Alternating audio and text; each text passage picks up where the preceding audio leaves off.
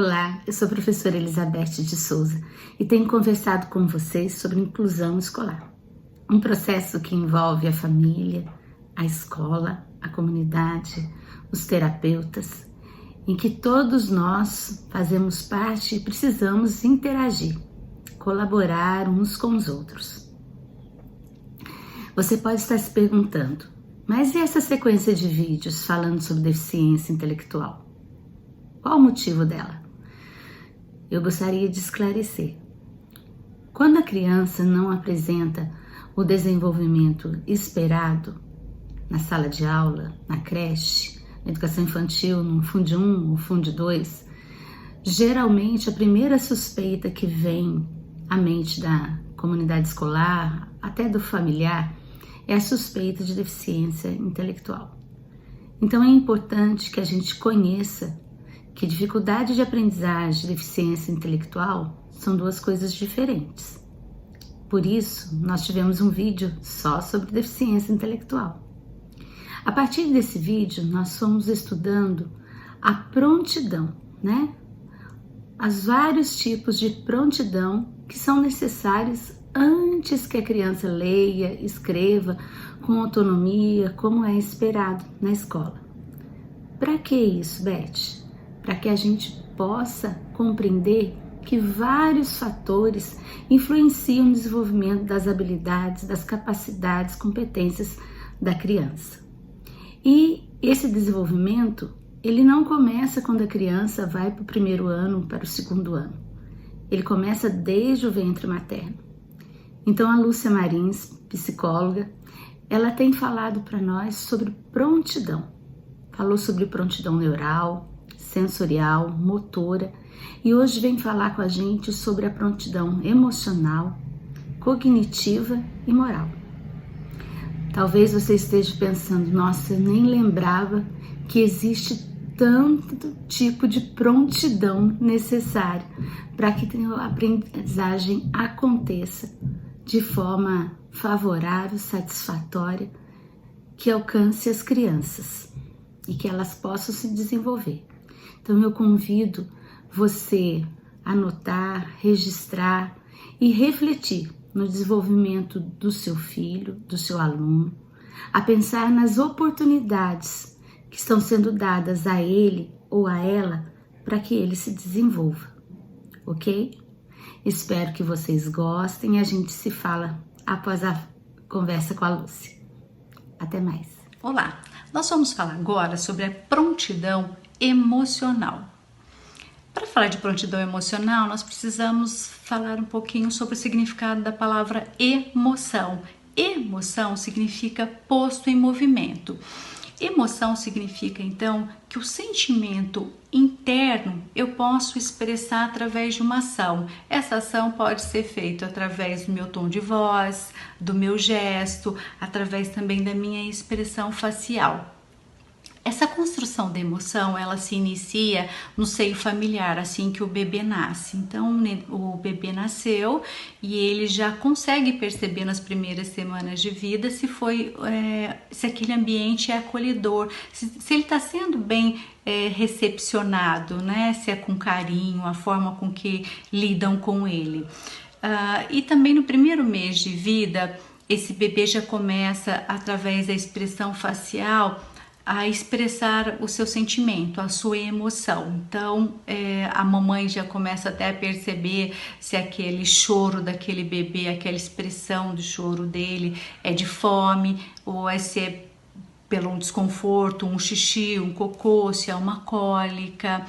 Importante também que no terceiro ou quarto ano de vida desse bebê, dessa criança, né, já há um aumento de 2/3 do cérebro, do tamanho do cérebro. Então é nesse período que as primeiras aquisições de aprendizagem ocorrem de uma forma mais fácil. Por isso que é uma fase muito importante, porque se algo de negativo acontece ali, principalmente questão emocional, vai afetar o desenvolvimento daquela criança. Então, é do fator emocional que depende grande parte da educação infantil.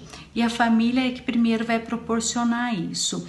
O Daniel Goleman, ele comenta, que é um um psicólogo norte-americano, ele comenta que a família representa a primeira escola de aprendizado emocional, porque é nesse espaço que essa criança vai aprender a como se posicionar mediante as sensações, né? Então isso ela aprende com os pais. E alguns pais são professores emocionalmente talentosos, habilidosos, mas infelizmente outros não são. Então o John Gottman, que é um psicólogo americano, ele propõe 5 passos para esses pais que não são preparadores emocionais. Então, que serve também para o professor, né? Não vejo que sirva somente para os pais. Então, quais são? Primeiro, perceber as emoções da criança e perceber a sua própria. Reconhecer a emoção como uma oportunidade de intimidade e de orientação para essa criança. Terceiro, ouvir com empatia e legitimar, validar o sentimento da criança. Não achar que aquilo que ela está sentindo é uma bobagem, é uma bobeira. Ajudar a criança a verbalizar as emoções, porque a criança, quando é pequena, ela sente desconforto interno, mas ela não consegue entender o que é aquilo, ela não verbaliza. Então é importante que o adulto ajude através da expressão facial. Quando você observa a criança, fala: você está com raiva, você está triste. Então ela vai começar a associar aquele desconforto com um conceito, que é você adulto que vai poder ajudá-la. E uma outra é impor limites e ajudar essa criança também até encontrar as soluções para os probleminhas que ela tem. A escola também cabe na ajuda desse desenvolvimento emocional. Então, autores como a Júlia Guerra, o Erickson, o Freud, o Bandura, eles postularam que os educadores devem construir um corpo teórico de ideias com base no currículo para a pré-escola, adequando as necessidades socioemocionais das crianças. E para isso é importante que o professor entenda como se dá o processo de mielinização e de maturação dos sistemas neurofuncionais. Por isso que nós estamos colocando aqui os vídeos sobre as prontidões, porque é importante que o professor entenda e que ele não faça também apressamento cognitivo, né? Querer apressar a criança em um momento que ela ainda não está pronta, que ela não está madura, o cérebro dela ainda não está pronto para aquilo. E o Vygotsky, que é um psicólogo bielorrusso, ele afirma que a criança ela não pode ficar solta, ela não pode ficar abandonada na aprendizagem, mas ela precisa muito de mediador, ela precisa de um adulto para poder ajudá-la a trilhar esse caminho para que ela se expresse de uma forma cognitiva, de uma forma mais adequada.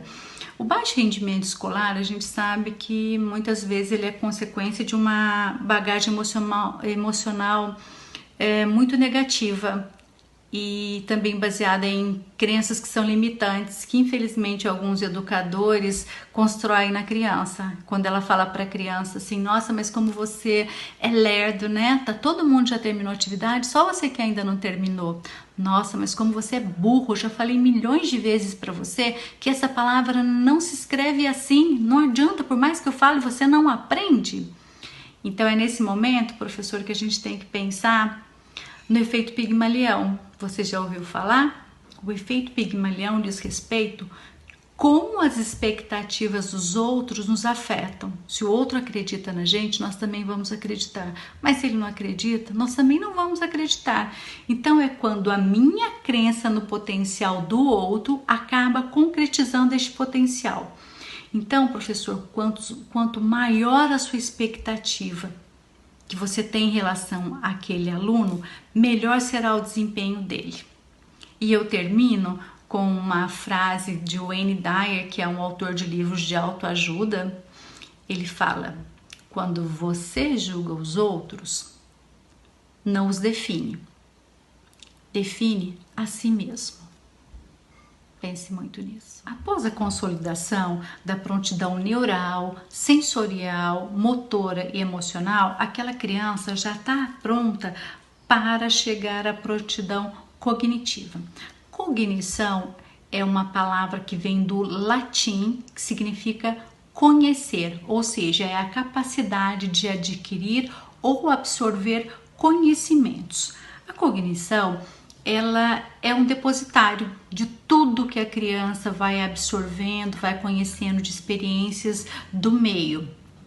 E o cérebro vai fazendo uma apropriação desse conhecimento, mas ele vai obedecendo uma construção que vai evoluindo de uma forma crescente de dificuldade. Por isso que é muito importante que o professor sempre comece para o seu aluno didaticamente, né, as suas atividades, do que é mais fácil para o que é mais difícil, para poder ajudá-lo. Assim como na aquisição da escrita, né? Que começa-se na família silábica com uma sílaba, depois com 2 sílabas, 3 sílabas, e depois a criança vai tendo entendimento de que se ela ajuntar essas sílabas, isso vai formar uma palavra e essa palavra tem um significado. Assim como também no desenvolvimento da criança, que para ela poder andar, primeiro ela precisa arrastar, ela vai precisar engatinhar, ela vai ficar em pé sozinha e depois ela vai caminhar. É importante também desenvolver algumas capacidades nessa criança, né, para ajudá-la nessa evolução cognitiva. Então é preciso desenvolver nessa criança o esforço, a dedicação, a atenção, força de vontade, disciplina e obediência. Tudo isso vai ajudá-la em questão do seu comprometimento e na responsabilidade que é primordial para que essa criança tenha aquisições de conhecimentos. Eu preciso ter comprometimento e responsabilidade para querer aprender. Então, o educador também deve estar muito atento para perceber, detectar e ajudar o seu aluno quando ele tiver dificuldade. Porque se ele tiver dificuldade, ele não vai conseguir se ele não conseguir transpor essa dificuldade, ele vai ter muita dificuldade para a aquisição dos conhecimentos posteriores. Então, o educador precisa prever e planejar o tempo necessário para que esse aluno realize atividades para ele conseguir fixar e refletir sobre a informação que ele recebeu. Incentivar o aluno a elaborar as informações e que ele elabore de uma forma que vá além daquela memorização mecânica, daquela reprodução mecânica daquilo que ele entendeu. Porque também o professor precisa ajudar com que ele processe as informações, porque se ele processá-las sempre de uma forma mais mecanizada, ele não vai conseguir que essa informação vá para a memória de longo prazo. Porque toda vez que ele precisar dessa informação, ele vai trazer, vai buscar da memória de longo prazo. Mas isso se ele conseguiu ter um entendimento daquela informação. Agora, se ele memorizou, a probabilidade dele esquecer aquela informação é muito grande. Termino com uma frase de Jean Piaget, onde ele diz que o principal objetivo da educação é criar pessoas capazes de fazer coisas novas e não simplesmente repetir o que as outras gerações fizeram. E para encerrar, quanto à prontidão de aprendizagem, a prontidão moral. Jean Piaget, ele salienta a importância da constituição de regras para o desenvolvimento moral na criança. Então, precisa haver regras para que essa criança tenha um desenvolvimento moral. Esse desenvolvimento moral ocorre quando a criança, pequena, ela começa a copiar todos os modelos que ela vê. Então, é o comportamento do pai, da mãe, das pessoas que estão envolvidas com ela, os professores, os amiguinhos, a tudo que ela vê também na televisão. Então, essa função do desenvolvimento moral é tanto da família como um todo, como os pais, tios, avós, quanto também dos educadores. E a obediência nos primeiros anos de vida da criança, ela surge a partir da afeição que ela tem e do respeito que ela tem pelo adulto.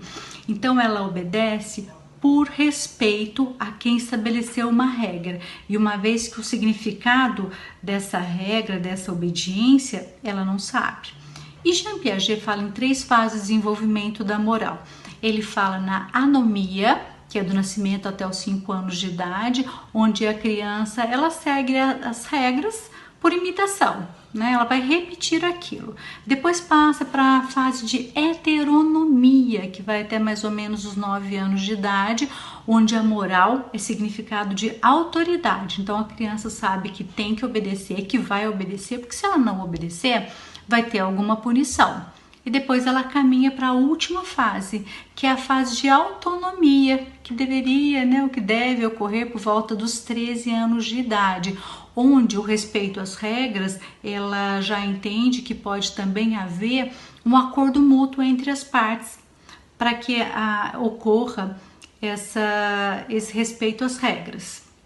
E ela também entende que os comportamentos e ações dela não se deve somente tê-los dentro do seu convívio familiar, mas que haja uma transferência para esses outros locais, que mesmo não tendo a presença dos pais, ela precisa manter esse comportamento, essas regras. E o processo educacional, tanto familiar quanto escolar, ele deve guiar a criança, então, tanto para da anomia, para ela poder passar gradativamente para a heteronomia, até que ela chegue finalmente à autonomia. Então, o ser humano ele vai se construindo graças às experiências e às demandas interiores e externas, e ela vai se renovando e se adequando. Terminando com uma frase de Pitágoras, filósofo e matemático grego, onde ele diz: educai as crianças para que não seja necessário punir os adultos. Você percebeu a importância dos primeiros anos de vida e da oferta daquilo que você pode proporcionar para o seu filho, para o seu aluno, para que ele se desenvolva plenamente? Talvez você pense assim: nossa, é tanta coisa para fazer, eu não vou dar conta. Dá sim.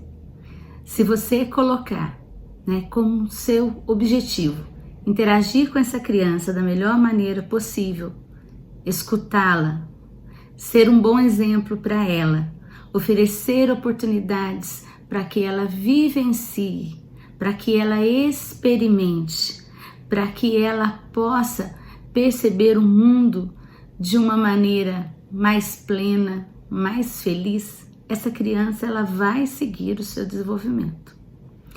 Se a criança precisar de um estímulo a mais, o seu olhar observador, atento, de quem quer ver quanto essa criança pode ir para frente, além, ele vai te direcionar para as ações que você precisa reforçar. Então, diante disso que a Lúcia falou hoje para nós, marque, registre. Olha, vou procurar fazer isso. Vou proporcionar esse tipo de experiência. Vou vivenciar isso com essa criança, para que ela se desenvolva plenamente. A Lúcia, em um dos seus trechos, ela fala sobre o modelo, Eu costumo dizer que pai, mãe, familiar, professor, acaba sendo o intérprete do mundo para a criança, até que ela consiga compreender esse mundo ao redor dela. Então você é muito especial. Você que convive com essa criança tem uma importância fundamental na vida dela. Nos próximos vídeos, nós vamos aprender um pouquinho mais como desenvolver essa criança, como ajudá-la no seu desenvolvimento. Obrigada por compartilhar os nossos vídeos. Por favor, continue fazendo isso para que a informação chegue a mais pessoas. Alguns têm me mandado mensagem perguntando: a gente pode compartilhar? Deve. Compartilhe para que chegue a professores, terapeutas, familiares. Nós precisamos dar oportunidade para o desenvolvimento da criança. É importante que essa criança ela tenha o maior grau de autonomia possível dentro da sua idade, dentro do seu desenvolvimento. Lembramos também que o nosso trabalho como professor, como familiar, a nossa ação, ela é tão importante. E quando ela, passo a passo, for se tornando desnecessária, é sinal que o nosso trabalho foi bem feito. Então nós oportunizamos a aprendizagem para a criança, para que a criança consiga a sua autonomia, que ela aprenda aquilo que vai ser bom para a vida dela.